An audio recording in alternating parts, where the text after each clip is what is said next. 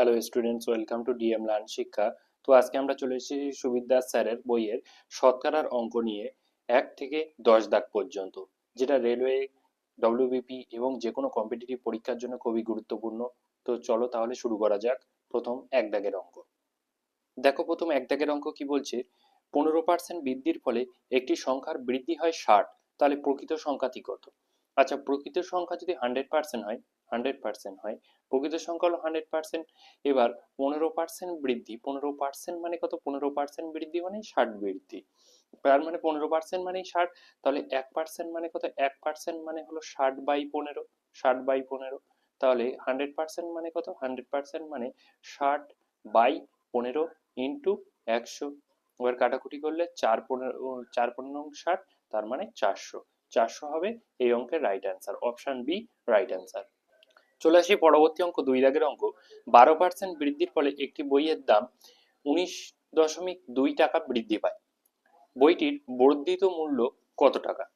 যদি বইটির মূল্য 100% হয়, 100% বেড়েছে 12%, তার মানে বর্ধিত মূল্য হলো 112%। 112% হবে বর্ধিত মূল্য। এবার দেখো, 12% বলেছে, 12% বৃদ্ধির ফলে বইটির দাম বৃদ্ধি পায় 19.2 টাকা। তার মানে 12% মানেই হলো, 12% মানেই হলো 19.2, 19.2। তাহলে 1% মানে কত? 1% মানে হলো, 1% মানে হলো 19.2/12। তাহলে 112% মানে কত? 112% মানে হলো 19.2/12 ইন্টু 112। এবার যদি আমি কাটাকুটি করি, তাহলে 3 এ 4 = 12, 3। এটা 4 দিয়ে যদি যায়, 4×4=8, হাতে রইল 3, 4×8=32, 28। এবার 3 দিয়ে যদি একে কাটাকুটি করি, 3×6=18, 3×6=18, হাতে রইল 1, 3 এর 4 = 12, 6.4। এবার 6.4 ইন্টু 28। এবার দেখো, 6.4 ইন্টু 28 করলে কত আসবে? 4×8=32। এই যে লাস্টের সংখ্যাটা 4, লাস্টের সংখ্যাটা 8, গুণ করলে 4×8=32, মানে শেষে একটা 2 আসে, পয়েন্ট তো আসবেই।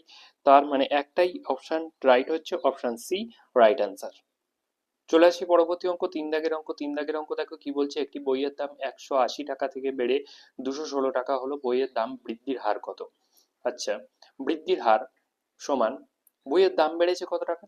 দেখো, 180 থেকে 216, তার মানে 36 টাকা বেড়েছে। 36 টাকা কত টাকার উপরে বেড়েছে? 180 টাকা প্রথমে দাম ছিল, ওই টাকার উপরে বেড়েছে, ইন্টু 100%।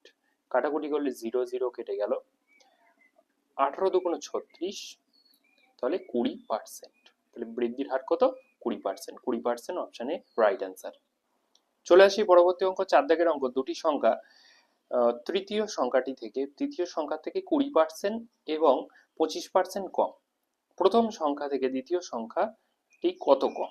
আচ্ছা, তৃতীয় সংখ্যা, ফার্স্ট সংখ্যা, সেকেন্ড সংখ্যা, থার্ড সংখ্যা। তৃতীয় সংখ্যা যেটা, সেটাকে 100% ধরি আমি। তাহলে প্রথম সংখ্যা 20% কম আর দ্বিতীয় সংখ্যা হলো 25% কম।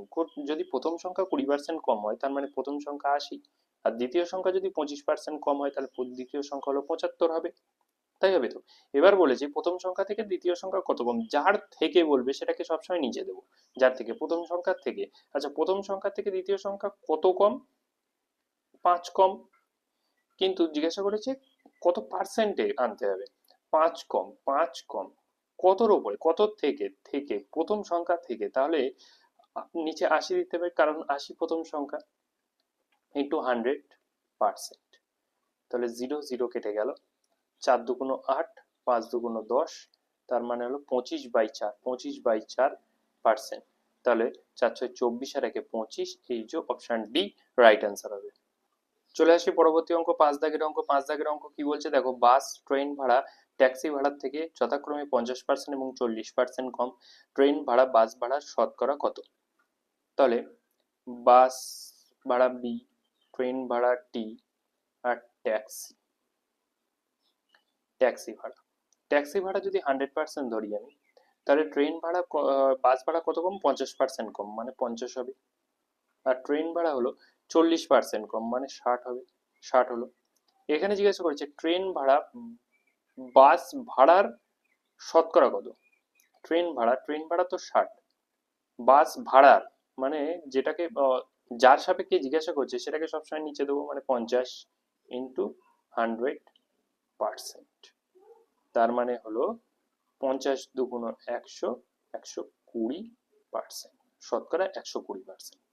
চলে আসি পরবর্তী অঙ্ক, 6 দাগের অঙ্ক। বলেছে 75-এর সঙ্গে কোন সংখ্যার 75% যোগ করলে উত্তর সেই সংখ্যাটি হয়, সংখ্যাটি কত? 75-এর সঙ্গে কোন সংখ্যার 75% যোগ করলে উত্তর সেই সংখ্যাটি হয়, তাহলে সংখ্যাটি কত? তাহলে দেখো 75%, কোন সংখ্যার 75%-এর সঙ্গে কত পার্সেন্ট যোগ করলে সংখ্যাটা পুরো 100% হবে। কোন সংখ্যার 75%-এর সঙ্গে কত পার্সেন্ট যোগ করলে সেই সংখ্যাটা পুরো 100% হবে, নিশ্চয়ই 25% যোগ করলে হবে, 25%। এই এই যে 25%, এই 25% মানেই হলো 75, তাহলে 25% মানেই 75। তাহলে 100% মানে কত? 100% মানে হলো 100% মানে হলো, দেখো 25কে 4 দিয়ে গুণ করলে 100 হয়, তাহলে 4 গুণ, তাহলে 75 ইন্টু 4, তার মানে 300। 300, অপশন ডি রাইট অ্যান্সার। চলে আসি পরবর্তী অঙ্ক, 7 দাগের অঙ্ক। 7 দাগের অঙ্ক কি বলেছে দেখো, এক্স এর 20% সমান ওয়াই এর 30%, ওয়াই সমান এক্স এর কত শতাংশ? দেখি এক্স এর 20%, এক্স এর 20% মানে হলো এক্স ইন্টু 20/100, আর ওয়াই এর 30%, 30/100, ওয়াই ইন্টু 30/100। যদি আমি কাটাকুটি করি, এদিক থেকে 100, এদিক থেকে 100 কাটবো, এদিক থেকে 0 কাটলো, এদিক থেকে 0 কাটলো, তাহলে এলো X into 2 equal to Y into 3। এবার বলেছে ওয়াই ইকুয়াল টু এক্স এর কত শতাংশ, তাহলে ওয়াই ইকুয়াল টু এখান থেকে কি আসবে, Y equal to X into 2/3। এইটাই কত শতাংশ আসবে, এই এই জিনিসটা মানেই কত শতাংশ, এই জিনিসটা মানেই 2/3, মানেই 2/3 মানেই ইন্টু 100 দিলে পার্সেন্টে বেরিয়ে আসবে, তাহলে 200/3%, 200/3%, অর্থাৎ অপশন বি রাইট অ্যান্সার। চলে আসি পরবর্তী অঙ্ক, 8 দাগের অঙ্ক। দেখো 8 দাগের অঙ্ক কি বলছে, এক্স মাইনাস ওয়াই এর 50% সমান এক্স প্লাস ওয়াই এর 30%, তাহলে ওয়াই ইকুয়াল টু এক্স এর কত শতাংশ? দেখো এক্স মাইনাস ওয়াই এর 50% মানে হলো 50/100 দিলাম, equal to X plus Y এর 30% মানে 30/100 দিলাম।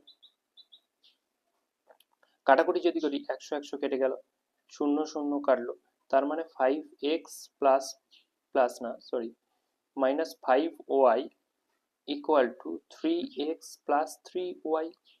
যদি আমি একই দিকে আনি, তাহলে 5x থেকে 3x বিয়োগ করলে 2x ইকুয়াল টু 5yটা ওদিকে নিয়ে গেলে 8y হচ্ছে, 8y। কাটাকুটি করলে 2 একে 2, 4 2 8, তাহলে x ইকুয়াল টু 4y হচ্ছে, তাহলে y ইকুয়াল টু 1/4x হচ্ছে। এই 1/4 মানে কত? এই 1/4 মানেই হলো 1/4 মানে হলো 1/4 ইন্টু 100% সমান 25%, তাহলে ওয়াই এক্স এর কত percent? 25%, option C right answer. চলে আসি পরবর্তী অঙ্ক। পরবর্তী অঙ্ক 9 দাগের অঙ্ক কি বলছে দেখো, এক ব্যক্তির ভাতা যেটা দিয়ে মূল বেতনের 140%, ভাতা সহ মূল বেতন 36,000 টাকা হলে মূল বেতন কত টাকা? আচ্ছা, মূল বেতন যদি 100%, ভাতা হলো 140%, ভাতা হলো ডিএ হলো 140%, তাহলে ভাতা সহ মূল বেতন কত? 240% হচ্ছে। এই 240% মানেই কি বলেছে, এই 240% মানেই হলো 36,000, 36,000 বলেছে। দেখো ভাতা সহ মূল বেতন 36,000 টাকা, তাহলে 240% মানে 36,000, তাহলে 1% মানে কত? 1% মানে 36,000 বাই 240, তাহলে 100% মানে কত? 100% মানে কত? 100% মানে ইন্টু 100 বসবে, তাহলে 0 0 কেটে দিলাম, 4 6 24, 6 6 36, 600 হলো, 4 ইন্টু 25, 4 25 100, তাহলে 600 ইন্টু 25 গুণ করলে 15,000 হবে, 15,000 রাইট অ্যান্সার। চলে যাব পরবর্তী অঙ্ক। চলে আসি পরবর্তী অঙ্ক, 10 দাগের অঙ্ক। ট্রেন ভাড়া বাস ভাড়ার থেকে 60% বেশি হলে বাস ভাড়া ট্রেন ভাড়ার থেকে শতকরা কত কম? দেখো ট্রেন আর বাস। ট্রেন ভাড়া বাস ভাড়ার থেকে 60% বেশি। যদি বাস ভাড়া 100 টাকা হয়, তাহলে ট্রেন ভাড়া কত? 160 টাকা, 60% বেশি। এবার বলেছে যে বাস ভাড়া ট্রেন ভাড়ার থেকে শতকরা কত কম, তাহলে কত কম? 60 কম। কার থেকে জিজ্ঞাসা করেছে? কার থেকে? ট্রেন ভাড়ার থেকে। তাহলে 60 বাই ট্রেন ভাড়ার থেকে, যখন শতকরা বার করবে এমন ভাবে বার করবে, ট্রেন ভাড়ার থেকে তার মানে 160 নিচে বসাতে হবে, ইন্টু 100%। তাহলে 0 0 কেটে দিলাম, 0 0 কাটলাম। তারপরে কাটাকুটি যাচ্ছে, 3 2 6, 8 2 16, 4 2 8, 4 25 100, 3 25 75 বাই 2, 75/2%, তার মানে হলো 37.12%, রাইট অ্যান্সার। 75/2% মানে 37.12%।